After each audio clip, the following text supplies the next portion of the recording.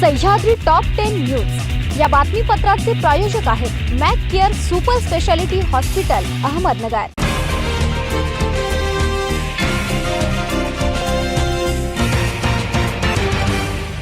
प्रेक्षको नमस्कार, मी दिशा न्यूज 24 सह्याद्रीमध्ये तुमचे स्वागत। पाहूया अहिल्यानगर जिल्ह्यातील महत्त्वपूर्ण बातम्यांचा आढावा सह्याद्री टॉप 10 मध्ये। नगर जिल्ह्याची भाग्यरेषा असलेल्या भंडारदरा आणि मुळा धरण पाणलोटा तर काल या सरींनी विश्रांती घेतली आहे, त्यामुळे धरणाकडे येणारी पाण्याची आवक मंदावली आहे। लाभ क्षेत्रातही काल कुठेही पाऊस झाल्याचे वृत्त नाही।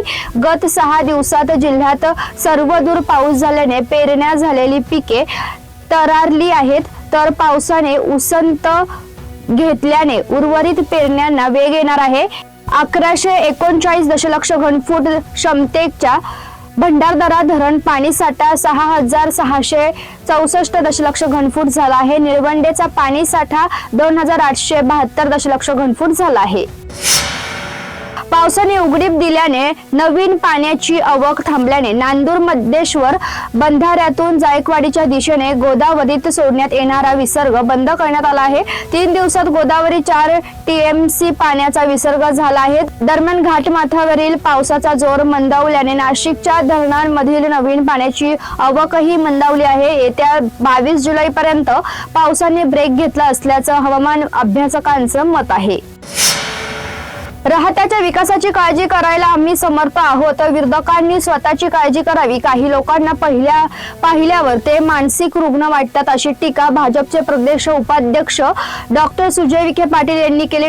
गुरुवारी शहरातील बाजारतळाच्या कामाची पाहणी केली। गेल्या काही दिवसात विरोधकांनी या कामाच्या संथ गतीबाबत आणि नागरिकांना होणाऱ्या त्रासाबाबत केलेल्या टीकेला त्यांनी सडेतोड उत्तर दिले।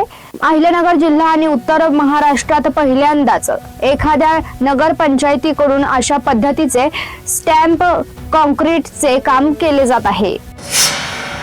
श्रीरामपूर शहरातील छत्रपती शिवाजी महाराज चौक परिसरातील वाहतूक सिग्नलवर लहान मुलांना कडेवर घेऊन किंवा हाताला धरून काही महिला वाहनाजवळ भीक मागण्यासाठी जात असल्याचं चित्र गेल्या काही दिवसांपासून सातत्याने दिसून येत आहे। भरधाव वाहतुकीच्या मधोमध अशा प्रकारे मुलांना घेऊन वाहनांकडे जाणे ही अत्यंत धोकादायक बाब असून यामुळे बाल सुरक्षा आणि वाहतूक सुरक्षिततेचा गंभीर प्रश्न निर्माण झाला आहे। आषाढी वारी म्हणजे श्री क्षेत्र सरला बेट ते पंढरपूर ही केवळ पदयात्रा असे काहींना वाटतही असेल, परंतु केवळ वार्षिक नियमित पदयात्रा करणे हा झाला लौकिक किंवा बाह्यगांचा भाग। वारी म्हणजे सातत्य, निरंतरता, अखंड कारवाईची साधना। वारी म्हणजे तपस्या साधना असल्याचं प्रतिपादन महंत रामगिरी महाराज यांनी केले आहे। सह्याद्री टॉप 10 मध्ये घेऊया छोटीशी विश्रांती। कॉंग्रॅच्युलेशन्स वहिनी, बाळ झाल्याबद्दल। पण मी ऐकलंय डिलिव्हरी फार क्रिटिकल होती, आता ठीक आहे ना सगळं? अगं होता थोडा प्रॉब्लेम, पण स्त्रियांच्या आरोग्याची संपूर्ण काळजी घेणारं मातृसेवा होतं ना साथीला। सगळं सुरळीत झालं। किशोर वयापासून ते रजोनिवृत्तीपर्यंत स्त्रीच्या आरोग्याची संपूर्ण काळजी घेणारं अहमदनगर मधील पहिलं स्त्री रुग्णालय Matruseva women's hospital obstetric ICU। किशोरवयीन आणि विवाहपूर्व समुपदेशन, गरोदर माता तपासणी आणि प्रसूती, पहिल्या सिझेरियन नंतर नॉर्मल डिलिव्हरीची सोय। मातृसेवा विमेन्स हॉस्पिटल, सक्कर चौक, नवीन टिळक रोड, अहमदनगर। फोन 9850200017। विश्रांतीनंतर तुमचं पुन्हा एकदा स्वागत। पाहूया पुढील बातम्या। देहू आळंदीच्या धर्तीवर नेवासा येथील श्री संत ज्ञानेश्वर महाराज पैस खांब मंदिर देवस्थानच्या वतीने एकत्रित काढण्यात आलेल्या ज्ञानेश्वरी आषाढी वारी पायी पालखी दिंडीचे बुधवारी वेदांताचार्य देवीदास महाराज मस्के यांच्या नेतृत्वाखाली पंढरपूरकडे प्रस्थान झाले। या दिंडीचे फटाक्याची आतषबाजी करत चौकात उत्स्फूर्त स्वागत करण्यात आले। ज्ञानोबा माऊली तुकारामच्या गजरात माऊलींच्या पुण्यभूमीत दिंडीतील पहिला रिंगण सोहळा भक्तिमय वातावरणात पार पडला। या पायी दिंडी सोहळ्याचे हे दुसरे वर्ष आहे। दरवर्षी पावसाळ्यात चंदनापुरी घाटात दरड कोसळल्याच्या घटना घडत आहे। यंदाही पहिल्याच पावसात सकाळी घाटात दरड कोसळल्याची घटना घडली। यात सुदैवाने कोणी जखमी झाले नाही। काल सायंकाळपर्यंत ही दरड हटवून वाहतूक सुरू करण्यात आली आहे।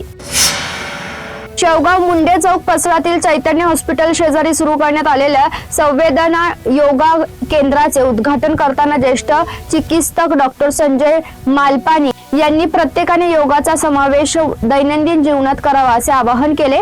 नियमित योगाभ्यासामुळे शारीरिक आणि मानसिक आरोग्य सुधारते, तसेच शांत आणि सात्विक मन घडते असे त्यांनी सांगितले. डॉक्टर मालपानी म्हणाले, योग हे भारताला लाभलेले प्राचीन शास्त्र असून श्वासाचे विज्ञान समजून घेण्यासाठी योग अत्यंत महत्त्वाचा आहे. हे मौल्यवान ज्ञान पुढील पिढीपर्यंत पोहोचवण्याचे ही आपली सामूहिक जबाबदारी असल्याचंही त्यांनी नमूद केले.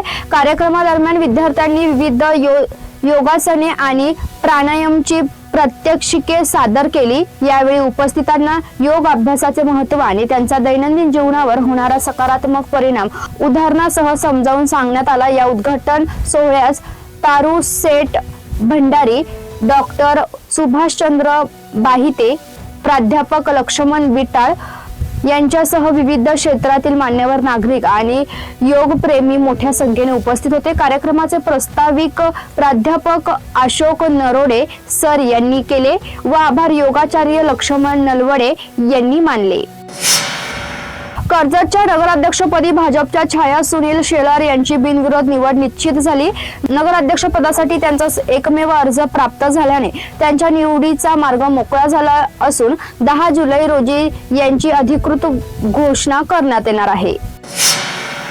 जून महिनाभर कोरडा पडलेल्या आभाळामुळे दुष्काळाच्या छायेत गेलेल्या मुळा धरणाने अखेर नवजीवनाचा श्वास घेतला आहे. अवघ्या 3 दिवसांच्या संततधार पावसाने धरणाला तब्बल 3.6 TMC नव्या पाण्याची भर घालत पाणीसाठा 10,000 दशलक्ष घनफूट टप्प्यावर पोहोचविला आहे.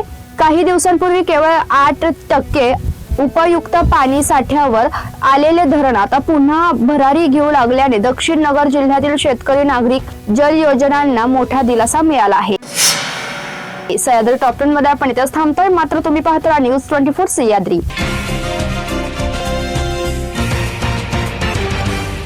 सह्याद्री टॉप 10 न्यूज या बातमीपत्राचे प्रायोजक होते Mac care super speciality hospital, Ahmednagar.